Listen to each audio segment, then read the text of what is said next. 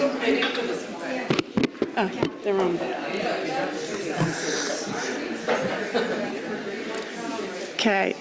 Good morning, everyone. We're just waiting for a few more people to come in the room. I'm hoping we've got some people online as well. So the idea of this morning is to try and get a little bit of interaction. So the best way this will work is if we can maybe have as many people on as few as tables, if you know what I mean, because we're going to have a couple of breakout sessions where you'll be talking amongst yourself. So try and have at least, I'd say, 4 to a table maybe. And that's a really nice way of collaborating and getting to know each other as well. So just while we're just waiting for people to come, another minute or so, if we can have no one on their own at a table.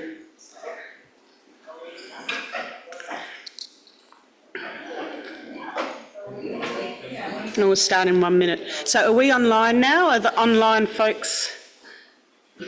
Hello to everyone online. Hi, Cara. Oh, hello. The roof is speaking to me. There we go. Ah, hello, Mel. Hello, Mel. All right. Yama. Okay. So I'll start this session. Good morning. Welcome to the session. Thank you for coming. Thank you for those online. My name is Cara Beale. I'm a Professor of Environmental Health and Science and Director of the city's Research Centre at Griffith University in Brisbane in Australia. And I'm welcoming onto the stage the wonderful panel members, and I'll introduce them very briefly to start with. I'll then tell you a little bit about the session, and then we'll go into each panellist. We'll have a little bit of a chat. But as I said, there will be some interaction and involvement so that if you can all, thank you, I can see you getting together in your tables, so that's wonderful. And we have a panellist online as well, Mel Grills. But so, first of all, I would like, in Australia, where we're from, it is tradition to acknowledge the country that we're on. So there's many, many different countries and languages for our First Nations people in Australia. I'm a non-Indigenous woman, but I would like to acknowledge where I work and play is in Meanjin on the Yurrabal and Turrbal nations. Or there's many different dialects, but they're the key ones in the Meanjin area in Brisbane. There will be people across Australia from all different countries and languages, and I acknowledge all First Nations people in the room today and online.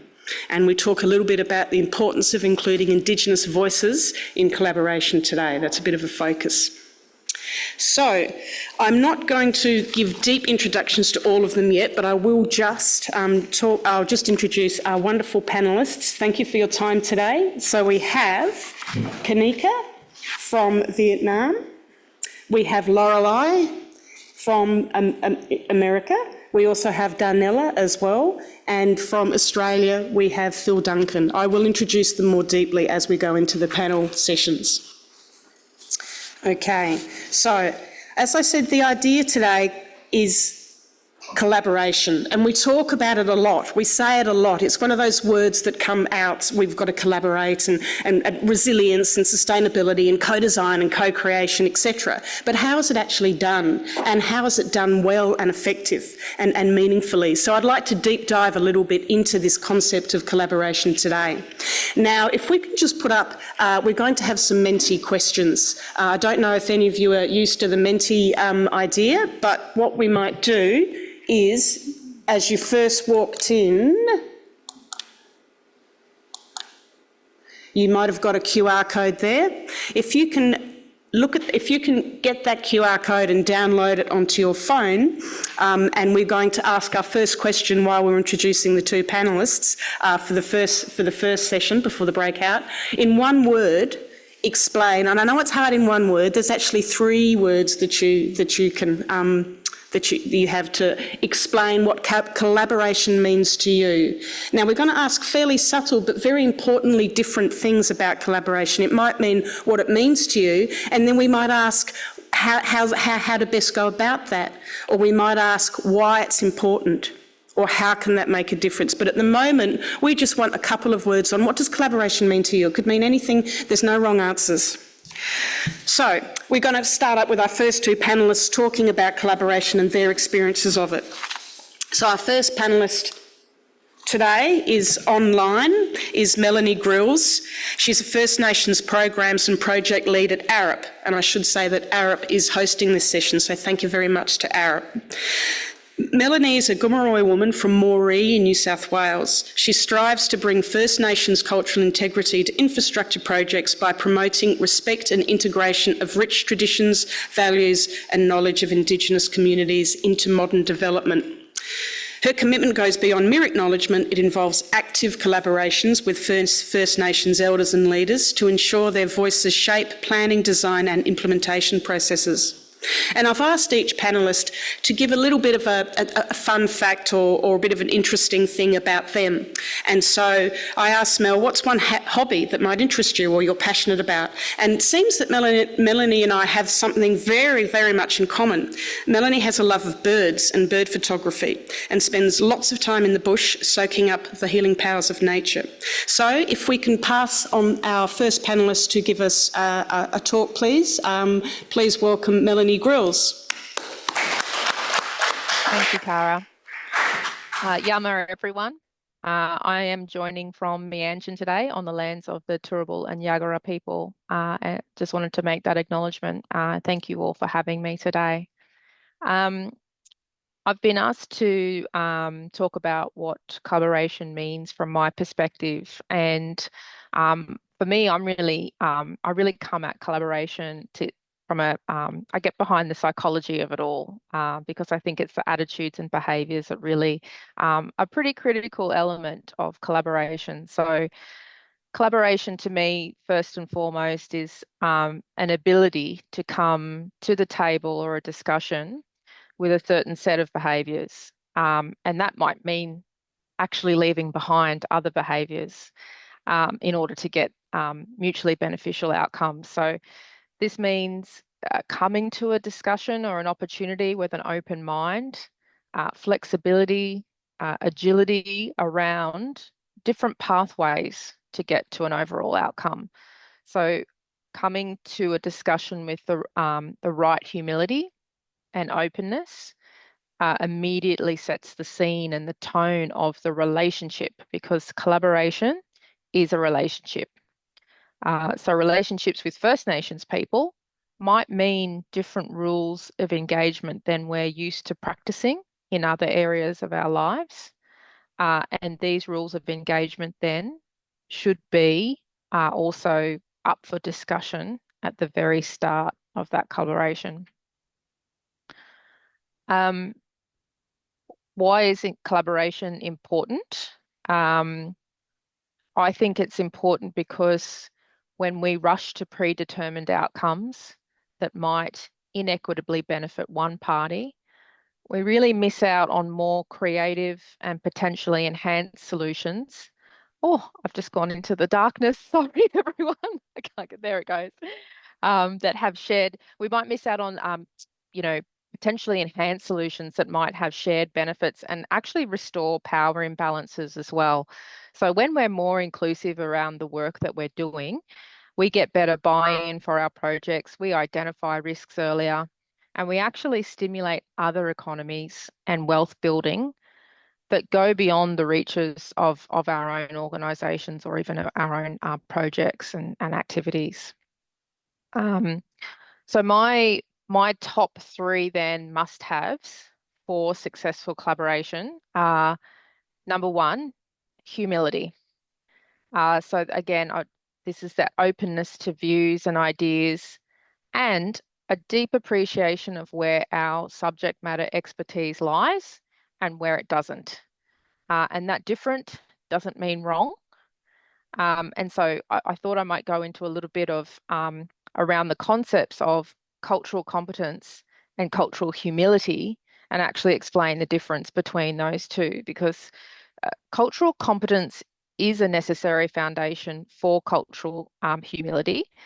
So cultural competence includes us learning about other cultures, the strengths they have, understanding our own culture and how it influences the way we interact with others. But the danger with cultural competence as a standalone sort of, attitude or behaviour is that we sometimes have an expectation that competence level is an end product. We have an objective set of best practices that we just rinse and repeat across, different projects or opportunities. So it implies that we eventually become the expert in cultures other than our own. Cultural humility, on the other hand, always positions other people as the experts in their own cultures. So it's a lifelong process then that has a subjective set of practices because we offer ourselves up as a blank canvas to each new context or relationship. So there's more room in cultural humility for understanding and redressing power imbalances. So we're really aiming for sort of this sweet spot between the two where we're working collaboratively, working with our differences and similarities, and hopefully addressing inequalities in decision making and influence in the process. So the second really key part of collaboration for me is adequate time, which I know can be an enormous challenge for us all, but it's an appreciation that true collaboration really requires a respect of both parties' protocols and timelines, and navigating these early so there's no surprises. And lastly, I would just say transparency about what's on the table and what's not on the table. So whilst we shouldn't be coming to discussions with predetermined outcomes, we can be clear about what is up for negotiation and what is not, being as transparent as we can about why. And this facilitates the right people being involved who have the authority to speak or make decisions on certain aspects as it pertains to particular land, waters and skies. And that helps create efficiencies over what we see in Australia a lot, are quite overburdened groups trying to interact with many, many stakeholders. So it's how we can show respect in the relationship by providing the right information to avoid these no surprises moments. That's really it from me, Cara. Thank you. Very much, Mel. You defined some very important differences there and some excellent points for collaboration indeed. We'll move on to our next panellist member, and that is Darnella Melanson. So as I will read out Darnella's. I got that. We're giggling here because earlier I made sure that I didn't mispronounce anyone's name, but I did even worse than that, and then I miscountryed Kanika, who is from Cambodia, not from Vietnam, so I apologise very much for that. Luckily we're still collaborating, hopefully in the future. Anyway, our next panellist is Darnella. So Darnella Melanson is from Fort Yuma, Quatsun Indian tribe, where she is an enrolled citizen. The Quatsun tribe is partially in California and Arizona, bordering the Baja California, Mexico. During her last term as a Quatsun tribal councilwoman, she supported efforts to improve the representation of tribes regarding water resiliency and rights. Darnella is a graduate of the S.J. Quinney Law School's Environmental Dispute Resolution Program and State University's Indigenous Leadership Academy, and more recently Harvard's Business School Tribal Leadership Program. So you come very well credentialed, Darnella. And she has served in several specialised roles, including organisational development and training, strategic collaboration, facilitation and peer support. And when I asked a couple of questions around fun facts or hobbies or superpowers, Darnella's superpower is time travel, so she could learn to spend more quality time with the people who she loves and leads. And if she was having dinner with anyone, she wouldn't mind Vice President Kamala Harris to have a bit of a yarn with. So I think there's probably a few of us in the room would be supporting Kamala, but let's not get political. Any further? Yes, Darnella, please come to the stage, and we're interested to hear from you. Thank you.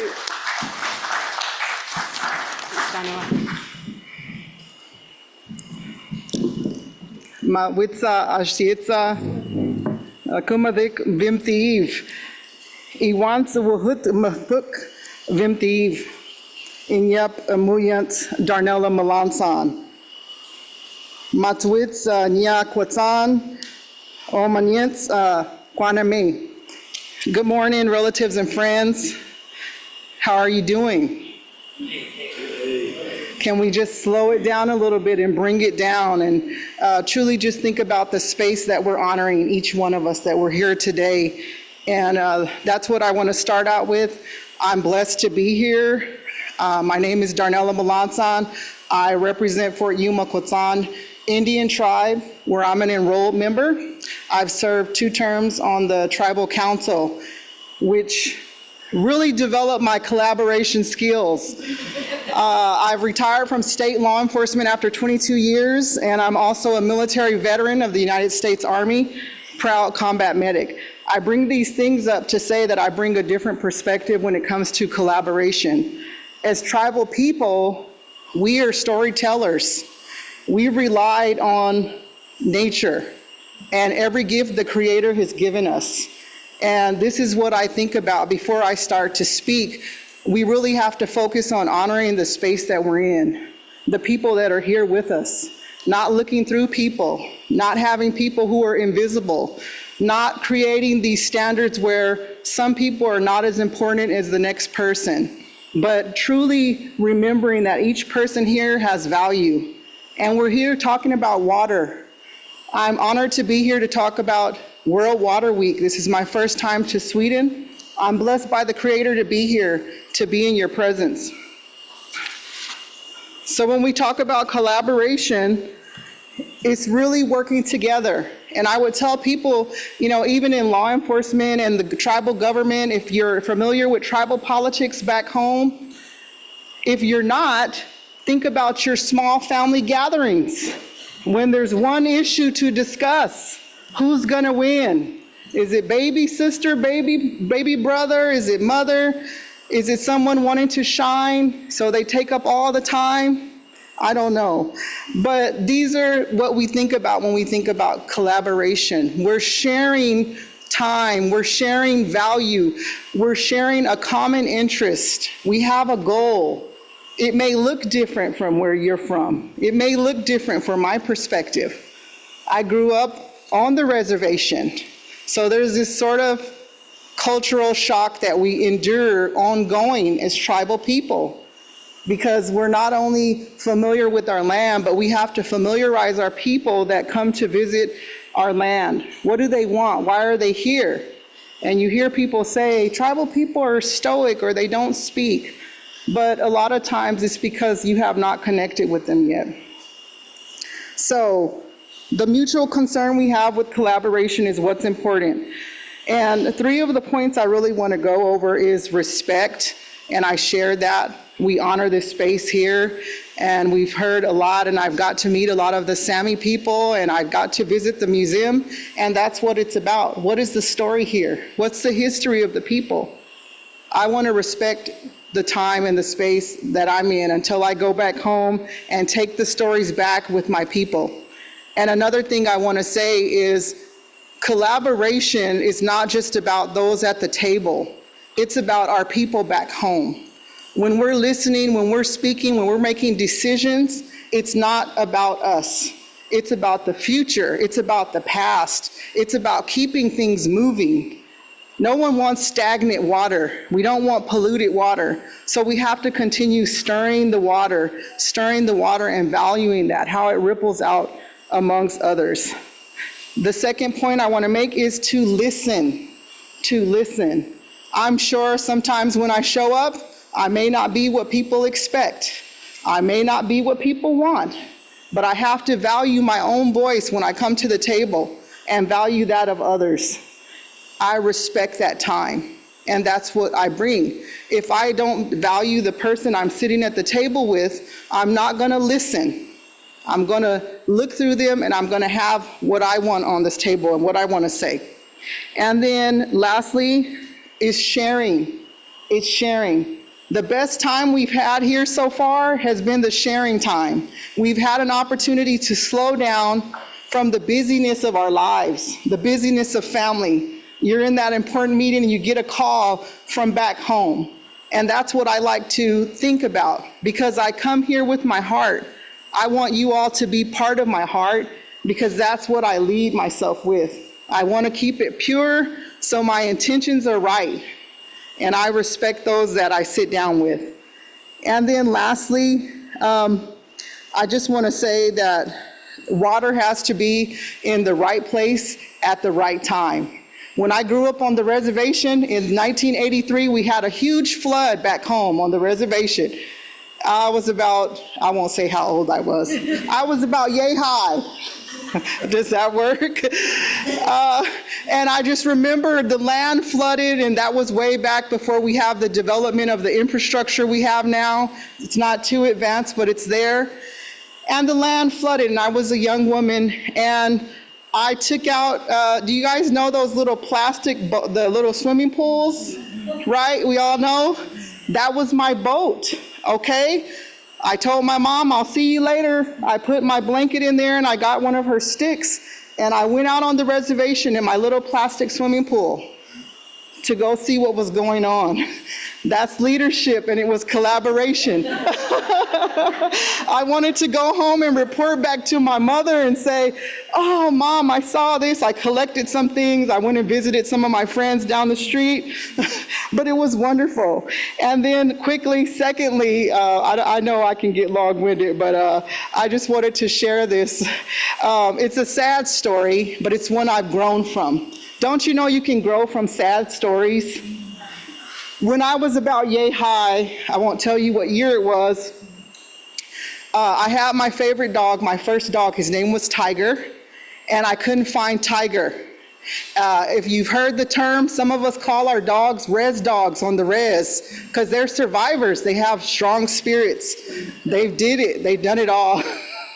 Anyway, I couldn't find Tiger. I went to look for him, and when I found him, he was dead. He was dead. He took off running, and he was drinking the water from the runoff from the agricultural fields back by our home in the backyard. And he died from drinking those pesticides of the poisoned water. And I never forgot that story. I've shared it before, but it's true. The flooding, and then my dog being poisoned by polluted water. And nobody cared. Everyone kept saying, oh, it's just a res dog, just bury him out in the back. And so I wanted to share that story to just remind you that you can grow from your painful experiences, even when collaboration lacked back then. No one was listening to us. We were moved on the reservations as tribal people, and it was survive. Most of the land we were moved to, those tribes that were moved out of the tribes that were moved, were sent to more desolate land. We live in the desert, so where I come from, we're partially in California and Arizona, but we live along the river, and we had to fight for that. So I'm going to close with that to give the other panelists time to dig into this topic, which is so important. And obviously, there's so much more to share. But just remember, just like I have my stories, I know you have your own. Others sitting here have stories. So just remember, when you think of collaboration, listen, respect, and share. Truly, sharing is not controlling someone else or having them do what you want. That becomes one-sided, but true collaboration is what's important. So I thank you for having me here today and for your time. If you want to sit down and talk to me about some more of my res stories, I'd love to, and I love to hear back from you, from your people and where you come from and your special stories. So thank you.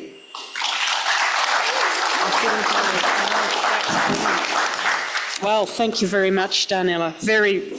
Very powerful, lots of stories there. Should we call you Captain Darnella with your swimming up the stream? And we have in Australia, we have maybe a bit of an equivalent of the res dog, the resi dog in some of our First Nations communities. They're cheeky dogs. They can get a bit cheeky.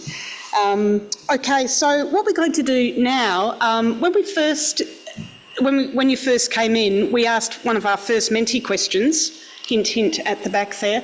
And we're going to have a look at the results. And that question was, what is collaboration meaning to you?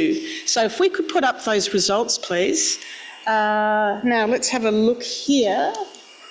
So we've got a few, can't see this light there. So there's certainly sharing, trust, understanding, empathy, that's encouraging, listening. So there's a lot there, but obviously the bigger the word, that means the more people have identified that as being one of the more important points for collaboration.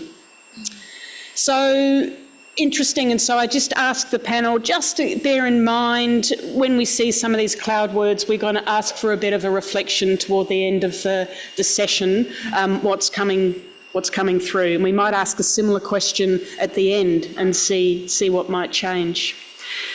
Now, moving on is a interactive session on the floor, you guys, and up online as well.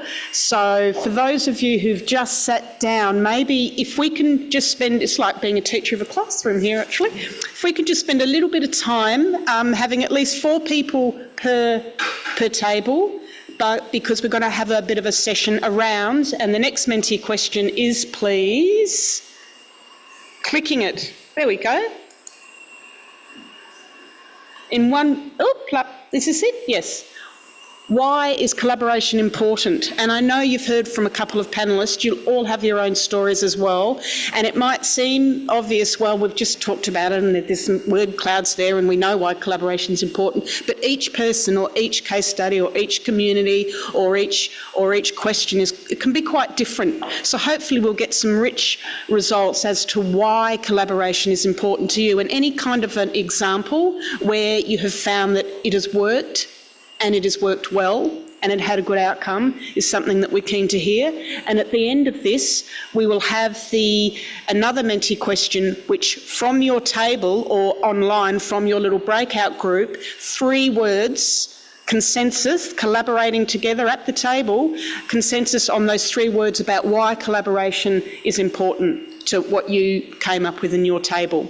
So we've got about 15 minutes for it. So really, if you can seek to focus on the task a little bit and get something out of that, and then we'll reconvene in about 15 minutes and have a look at the responses. Now, hopefully everything will go well online, Sam. Let me know if there's any issues. All right. Now, panellist members, if you just choose to go on any table, yes. Just go to any table, walk around. Any table, walk around, keep them honest. Make sure they're not talking about football scores. That was amazing, Dana. Wow, you're a good speaker. Oh, you, powerhouse of a woman. No, I mean it. Really? Yes. Well, you never know how it's going to be or how you'll be received. You were perfect. You needed to slow it down. You know, starting a bit nervous, whatever. You just slowed it down. You brought everyone into the room. You're great. Thank you. Thank you.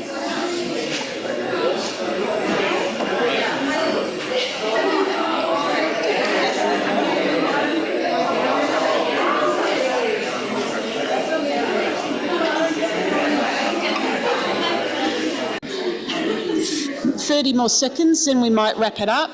Have you got your 3 words? And so we'll ask you to put those 3 words using the link into the Menti.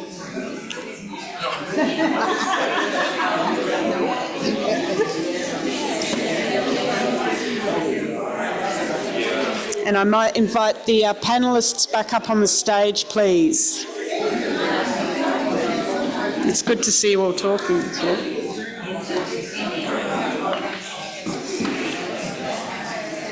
Want some water, Phil?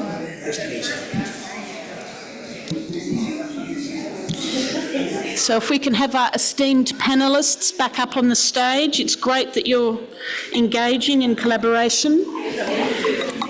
But now that joke will run thin soon, I think. Thank you.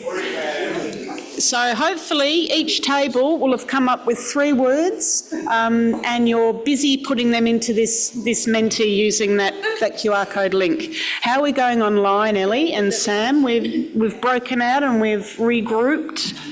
Excellent. And have they been, do you know if they've been putting their words online? Oh, So far seamless. No, I shouldn't say that because don't say that, no. All right, thank you very much. It is, for any of you who have run sessions like this, it is so heartening seeing a room full of people, well, working or collaborating or discussing or being part of that process. So thank you all very much, all of you, for getting involved and just discussing and yarning between yourselves on the table. And what we're going to do now is have a look at the word cloud and see which ones come up. Okay, so lots of different ones. Understanding, impact. So yes, I guess without collaboration, so it's all about having good impact, positive impact, and understanding potentially different people's roles and different organisations, different voices.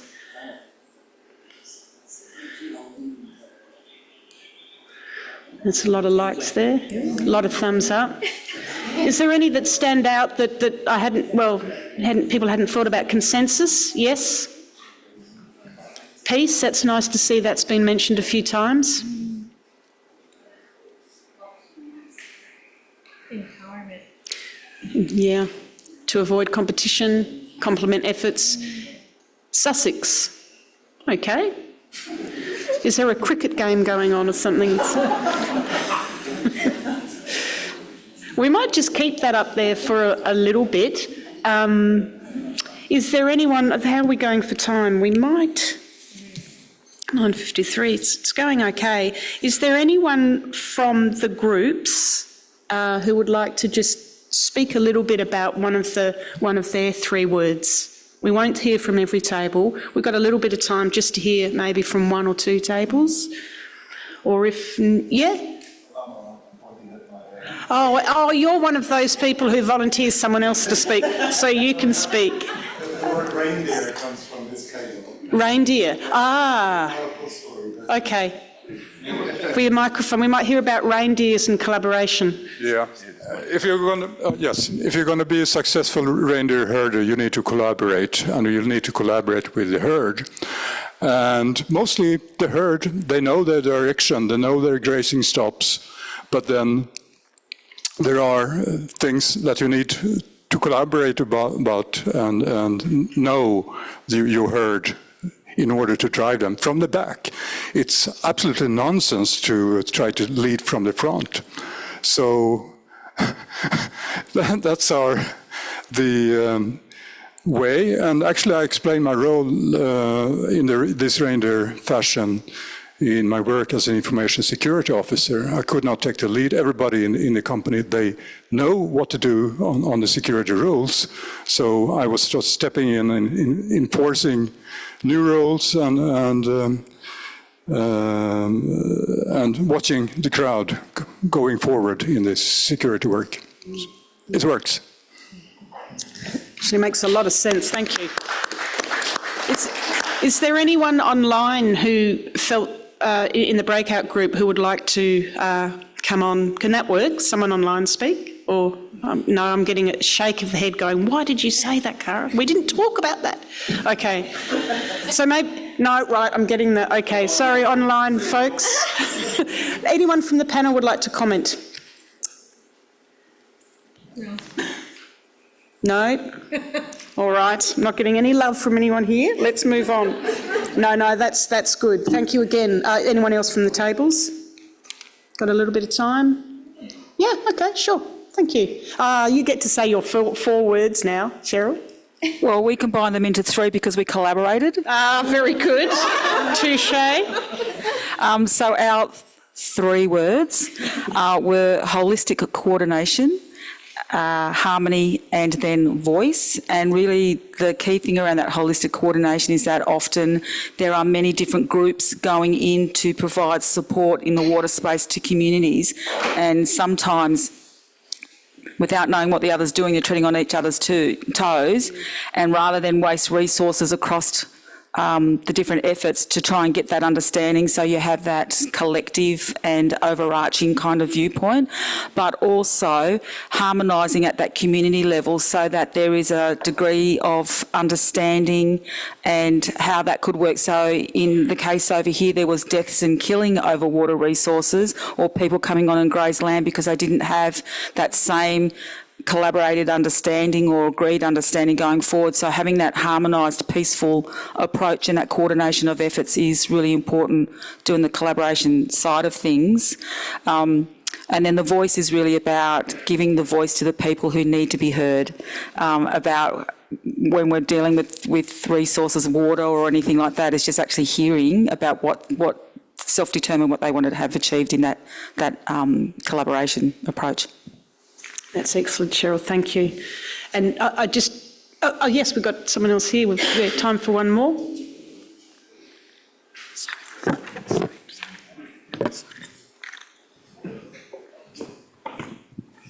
Thank you. In trying to come up with 3 words, we said trust-based relationships. And we say this because we think trust is actually the anchor in any collaboration. So that was our big word across everything. But of course, as we were discussing, one of our colleagues was talking about a project, and then she said there has to be consensus. So yeah, so it's these words that resonate with us based on our work. Thank you. Yep, very good point. Without consensus, you wonder if collaboration's been particularly successful. Akila, please, thank you. Just as we started what we call the democratic movement, there were 3 terms that were very important. One was liberty, equality, and fraternity. You know, fraternity doesn't appear at all. Actually, the anchoring of this entire collaboration is on fraternity. I think that's an expression we have to revive, in all our conversations. I think that's slightly forgotten. Thank you. And I'll just wrap up this session. A gentleman from Jordan asked me a question, put me on the spot with an excellent question. What is the difference between cooperation and collaboration? And of course there is a difference, but I think it's worth thinking about that. What is the difference? Can you have cooperation without collaboration? Or can you truly collaborate without cooperation? Yeah, it was very interesting, so I might chat with you guys later and see what you came up with that. But look, thank you again for being involved in the first activity session of the day. We will move on, if I press this green button. Oh yeah, cool. We will move on to the second subsection of the workshop, where we hear from another 2 panellists.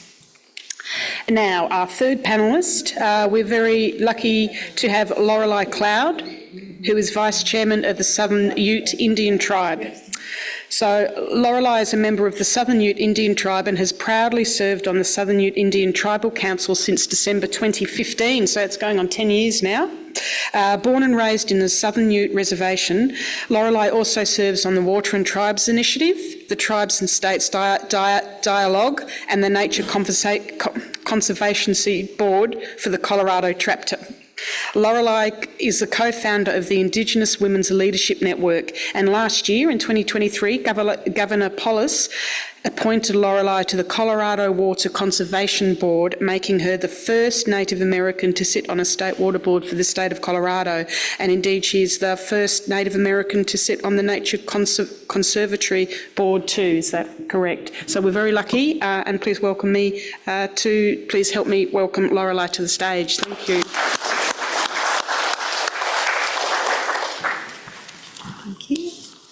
Mike Nuchu,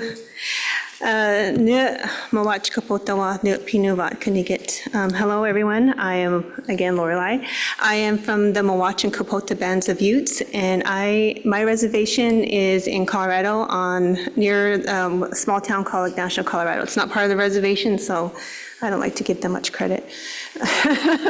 Just my reservation is important because my people have been in the Rocky Mountain region since time immemorial. We don't have a migration story compared to other Native Americans. We've always been in the Rocky Mountain region. We will continue to be there, and that's the resiliency of my people. And I bring that up because just listening to all the different stories when we hear and the different words that people were coming up with, resiliency came from the second table here. And I had to really reflect because my people have been resilient.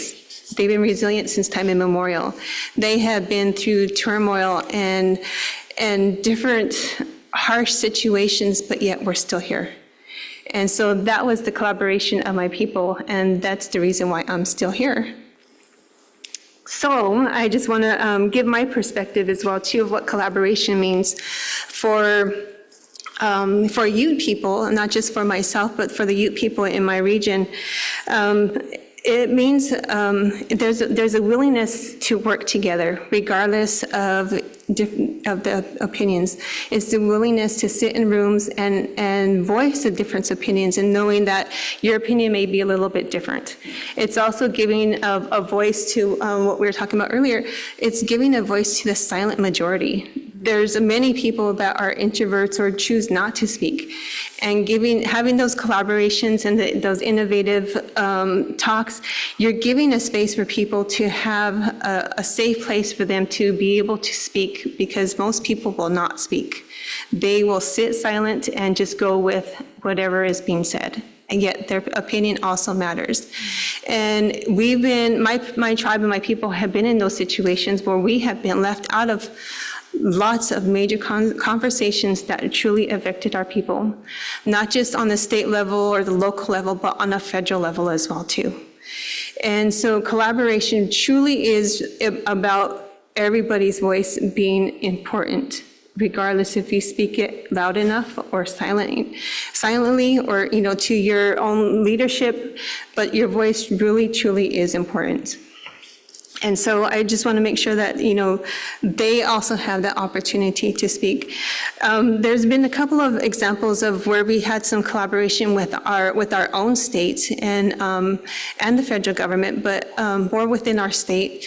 We've, in the water sector, we've been working with our state commissioner, which is Becky Mitchell. She's in the room with us today. She's really elevated our voice in places where we were not invited to. She has taken our voice and been that person that has reminded people that we are still living, that we're a sovereign nation, and we should be included in those conversations. That changed the dynamic for us in the Colorado River area. We have to work through what is called the Upper Colorado River Commission. And tribes and the Upper Colorado River Commission, which is a representative from 4 different states in the Colorado River Basin, which is Colorado, Utah, New Mexico, and Wyoming. Those conversations never happened up until 2 years ago. We had our first meeting of August 2 years ago, and my tribe held the first meeting. This was a space that we created, and we had the 6 Upper Basin tribes that came to this meeting with the 4 Upper Basin states. This was a pretty harsh meeting that we held, and everybody stood their ground still, and they sat and they listened, but it was a space that we provided for us to have those vulnerable conversations. And we had several of them. And so what happened is people basically said everything that they needed to say, and the people that it was directed to sat and they listened. And we found places where we could collaborate. And from that, in April of this year, we signed a memorandum of understanding with the 6 Upper Basin states, or 6 Upper Basin tribes and the 4 Upper Basin states. And this memorandum of understanding said that we are committed to working together and that we will continue those conversations until the end of time, basically. And that had never happened in the Colorado River Basin for the past 100 years.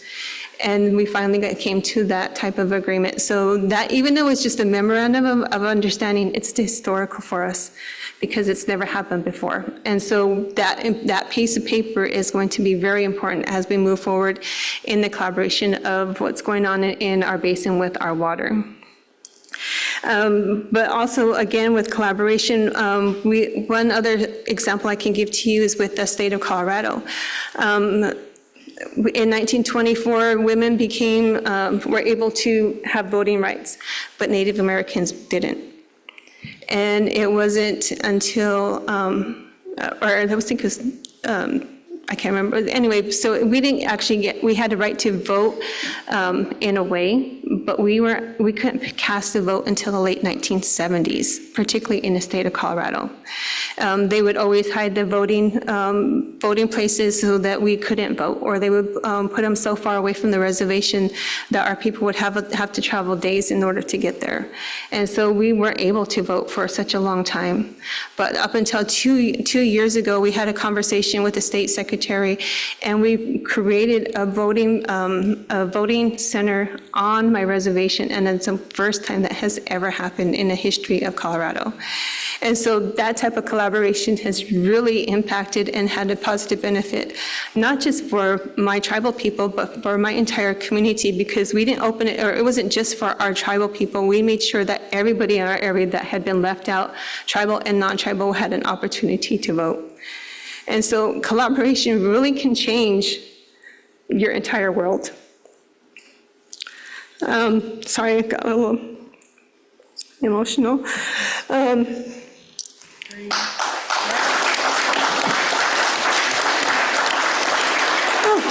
Got hot too. A little hot there. But like I said, collaboration also impacts the health of your people. It impacts just about everything we can possibly think of in our daily lives. So collaboration truly is important on how we communicate. But the communication is a key part of that. So I have three components that I thought of that was very important for me as we talk about collaboration. One was the mutual trust, because again, trust has to be part of every conversation. The state representative had to trust us when we had those really tough conversations, and because of that, it was beneficial for our basin. Open communication, having the willingness to sit in rooms and disagree or agree to disagree, but those types of conversations can really, really change everything because it builds trust.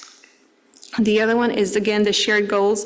Having clear and shared visions of what we're trying to achieve is really, really important. Where do we want to go? What are we trying to accomplish? What is the long-term goal? For me, my people, we're always thinking about our future generations, those that haven't been born yet. What are we going to do for them? How are we going to shape their future? Because we know the decisions we make today, we may not feel the repercussions or the benefits from those, but our future generations will. And so understanding those types of conversations as we move forward, especially in the leadership for my tribe, is really important as my tribal government collaborates. Like I said earlier, tribal governments really forces you to collaborate because you have different personalities.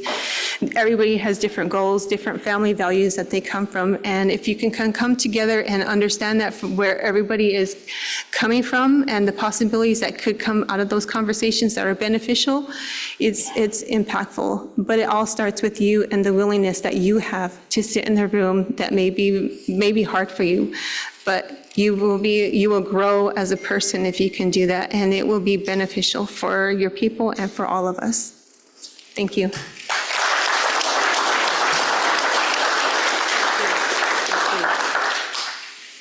Thank you so very much, Lorelei. It is a very, very good example of collaboration can change lives, have impacts beyond the table where the discussions go on. So our fourth panellist is Kanika Keo from Oxfam in Cambodia. Kanika serves as the Inclusion Mekong Regional Water Governance Project Phase 2 Manager for Oxfam.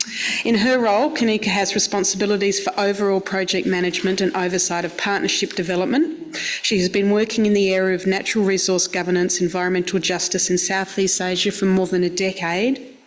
And she finds herself having strong connections to issues related to women, Indigenous women, and those whose voices are not necessarily recognised. So maybe that silent majority that Lorelei was speaking of earlier as well.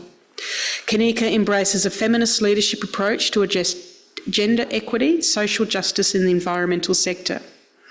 And I asked Kanika if you could instantly master any new skill, what would it be? And Kanika would like to master her skills in storytelling and narrative building to be able to reflect and regenerate other people's hopes and beliefs, and at the same time building a strong root for collaboration. So I think that's a wonderful skill to have. And if we all had it, the world probably wouldn't be in quite the state it's in. So look, let's welcome Kanika onto the stage.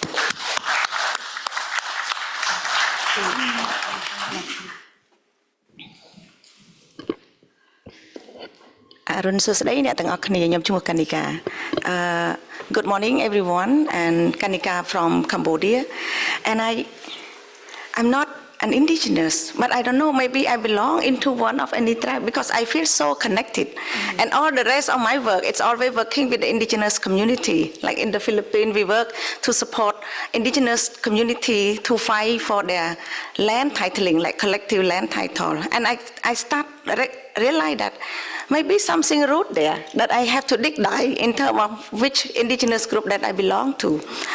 And I want to look at collaboration is a process and I try to see in terms of from the individual personality. We sometimes try to even coordinate among ourselves. Sometimes at one point you even found yourself completely challenged inside you. Question yourself, and sometimes we also conflict within ourselves. Why are we doing this? And sometimes this collaboration first need to start from us personally, because it's the process to identify what is your value and what is your goal, and to define who we are. And I feel like when it's come to collaboration, when it look at in terms of how can really make the process that can you trust, because sometimes we not even trust ourselves, and those process it really give us to find the way to get out and be able to make sure like okay that is me and I be able to find my goal is I will be able to find my destiny and I be able to find what is my core value as me. And the same when it comes to the community and the family. I like the story of even sometime having one like family field trip. We even spend a month to even decide where to go. And when it sits on the table, we have to talk a lot, what food to order.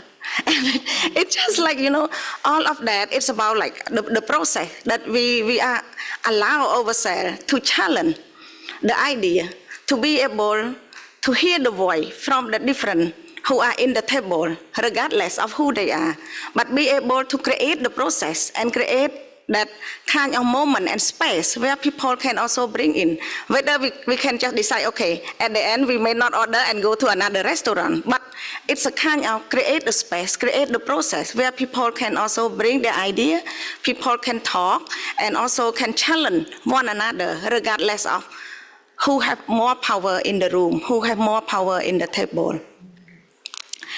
And if you look at to the broader scale of the community and in the system, I want to bring it because I joined the table up there, and we are coming out with the 3 words about equity and ownership. And we're talking about sharing. Yes, sharing, some people will say, yeah, I do equal share to everyone. But remember that we all are different, even state to state. I'm bringing the case of the Mekong. We share one river among the 4 countries. And if we look at in terms of the geographic, who get the most and who get the less. So sharing have to be equity. So in the process, how can we really create the equity among those stakeholders who come to the collaboration into the table. How we can understand if we share equally, but those who really not able to do it, like the poor and the people who never have a voice, how can they get access equally with us without having the equity into the discussion, without thinking about the equity? So to me, it's really important. I walk into the room, if we walk into the room, we all have a power, we all have a privilege. So the consciousness and caring is really important for us when it comes to the dialogue or the discussion. When I go to the community, like I go to Mani, I know that I come with the power because I have more knowledge. I knowledge only on my side. I have a position. I have a chance to go to several places more than her. So when we understand this, we are able to really shifting the power that we have, acknowledge the privilege that we have, but give more privilege to those people who never have a chance. Three-word collaboration, to me, it's important, and I think I share with you the trust and the relationship is important because the value of relationship and trust, it really means a lot. We have an agreement, we can break agreement. I want to share we have a project that we work as a consortium, but we end up break like divorce. We married and then we divorce because we know that we not be able to really implement the project together with the good result. So we value the difference. So we agree to disagree. We decide not to work together because we have our own principle. So whatever collaboration, but we stick to the principle. We never compromise some of the key value and the principle that we have. Caring is also important. When we care, we also care in terms of listen to people. Try to understand, having an empathy to one another. Because at the end, it's a people who bring that conversation. Ever we have a policy, we have a regulation, but who is implement it, who reinforce it, it's people, it's human. So if we all coming with the care, and also bring that understanding and empathy into the room, the collaboration will last long forever. So, thank you.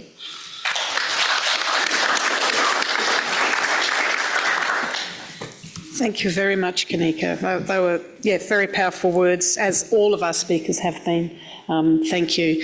And last but not least, speaking of powerful speakers, is Phil Duncan, who is here to give a little bit of a wrap up of what has been spoken to with the four previous panellists, and then we'll also have another activity after that. So don't go anywhere. So, Professor Phil Duncan is a Gambalanai Professorial Fellow at the University of Canberra in Australia, Centre of Applied Water Science, and also he works with Griffith University as well, my university. Phil is from Moree, New South Wales, and is a member of the Gomeroi Nation, and his homelands are Moree and Terry Hi. Phil has a sound experience over many years working with Aboriginal people and government to improve the lives of Aboriginal people through recognition of our rich cultural history, amongst other things. Phil, earlier this year, May, was named the Australian Water Professional of the Year at the Australian Water Association. So it is indeed, it's a big honour, and he's certainly advocating his role beautifully since May and before that. If Phil had a superpower, he wished he would be a rainmaker, a waterman, so he can make it rain when needed, and that would be a good superpower. Now please welcome Phil to the stage.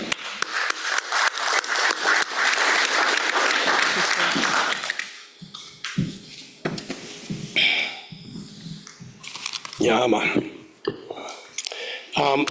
Thank you for that introduction. Collaboration, let me just quickly, before I go through 4 pages, I tried to capture the very essence, not of just you wonderful panellists, but the room and the iCloud, word cloud. But winning that award was about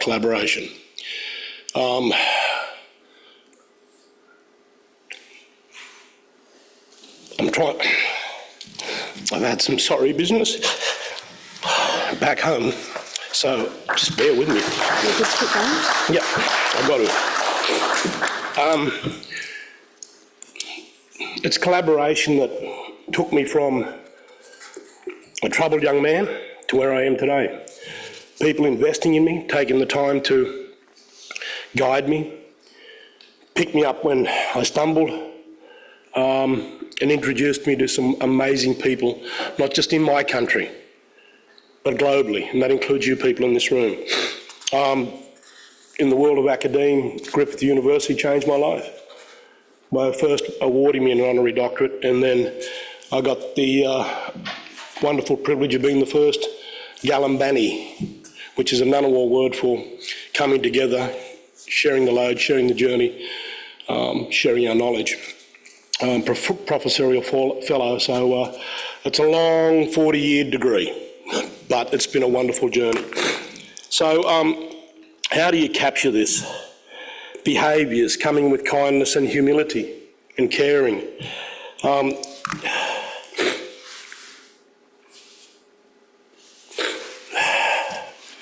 Being open, coming with that wondering mind. Having an agreed set of principles on what you engage with. The shared benefits. I hope I'm capturing the key words here.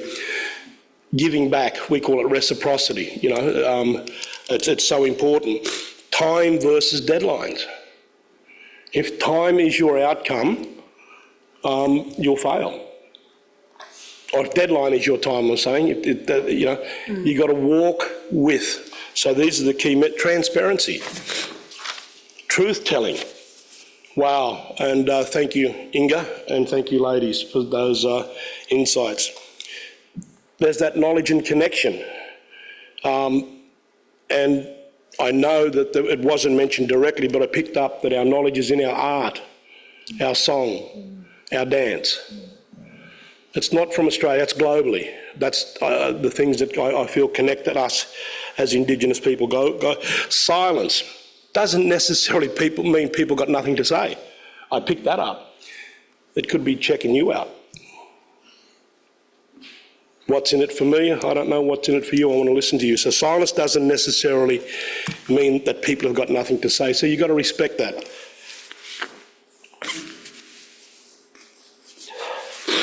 It's about the people. That was a powerful message there. The other thing was when you're out on country, don't just look, watch.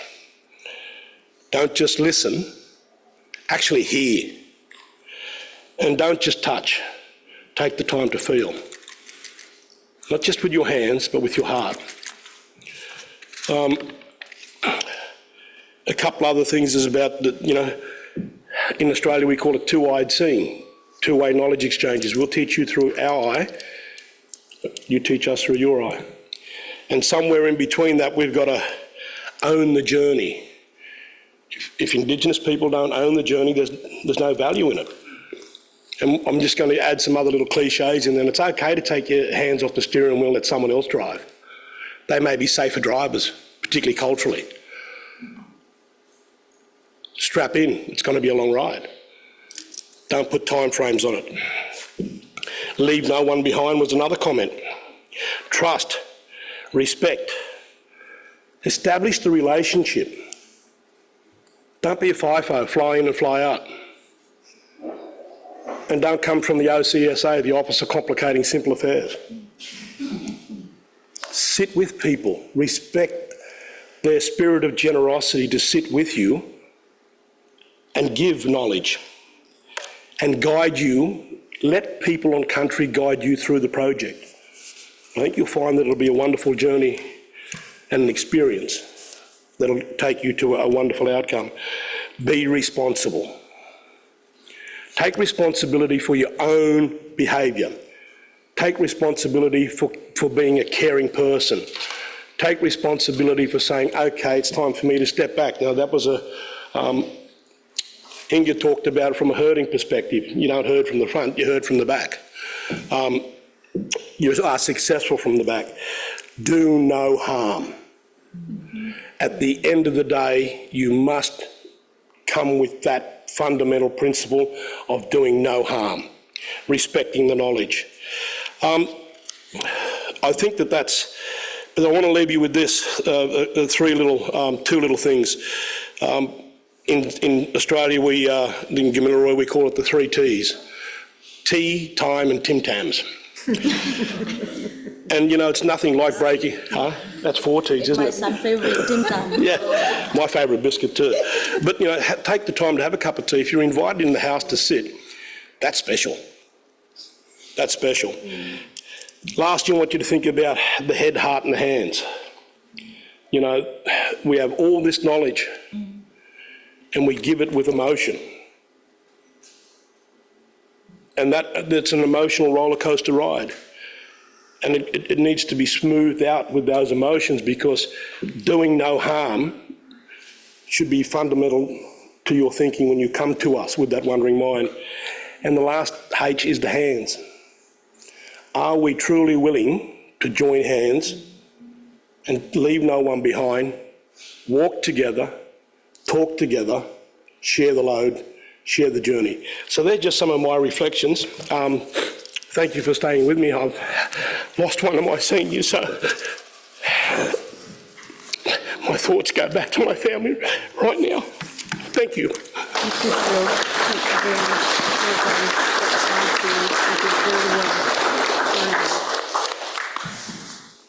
Thank you so much, Phil. I know how hard that was for you, and I know that everyone in the room is thinking with you.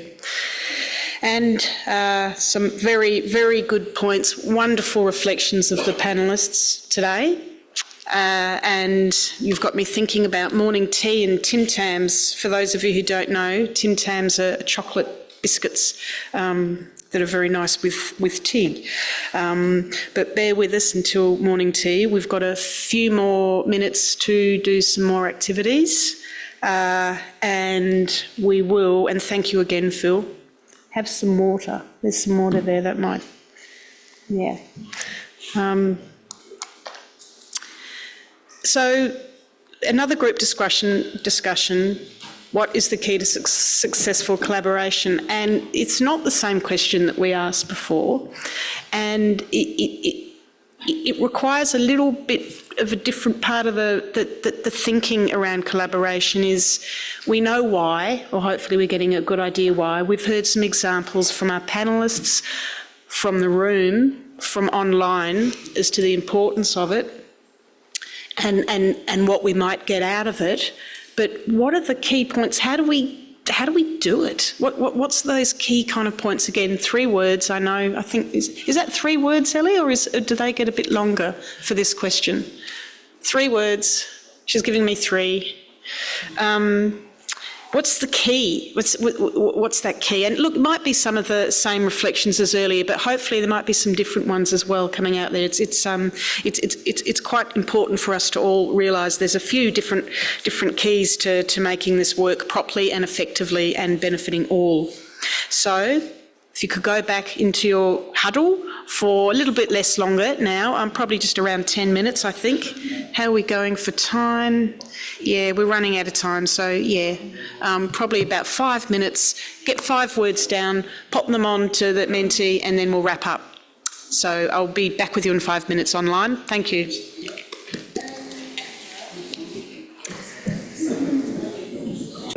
That collaboration would be a little more natural and a little more, the outcomes might be a little more beneficial. So I'm hoping, and we've got to ask one final question, Ellie,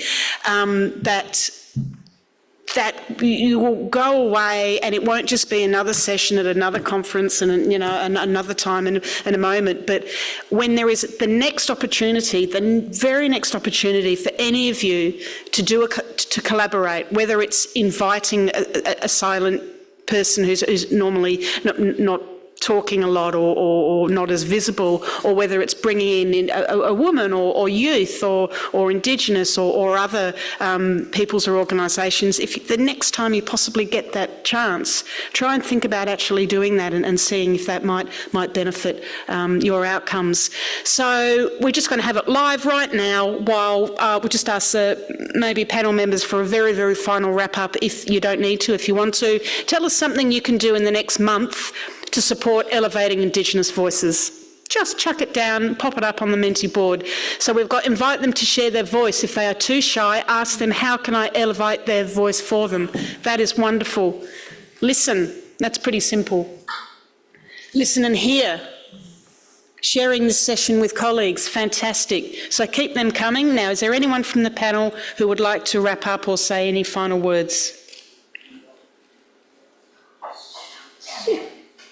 No? I'll share something. Yeah, sure, absolutely. We've got a couple of minutes. It came to me, collaboration is healing, and the groups were saying things, and also having self-efficacy and thinking and bringing that to the table. So I like the healing part, because water is also healing. Yes. Collaboration, it's healing. That should be the goal. Yes. Nice, Danella. Not even What's that? Say again? No, I agree, because I think sometimes we also not even collaborate with ourselves, like our mind think like this and then our heart tell this, so that it's also conflict a lot. Yes, collaborate in your own mind. And I think bravery, being brave to do half of these things and not just default to just doing business as usual. We can't do business as usual anymore in this space of water management. We need to be truly transformative in how we think, and that's another word for another session. So thank you all very, very much for joining this session. Thank you so much to our speakers, Kanika, Lorelei, Darnella and Phil, and Melanie Grills online. Thank you very much. I'd like to thank Arup, who's supported this session. And Samantha Guy, who has done all of the thinking and all of the work behind the scenes, and our tech staff and everyone, and all of you in the room. So thanks a lot. Enjoy the rest of the conference, and please feel free to speak to any of us up here at any point. And the next time you have an opportunity to collaborate, please do. Thank you.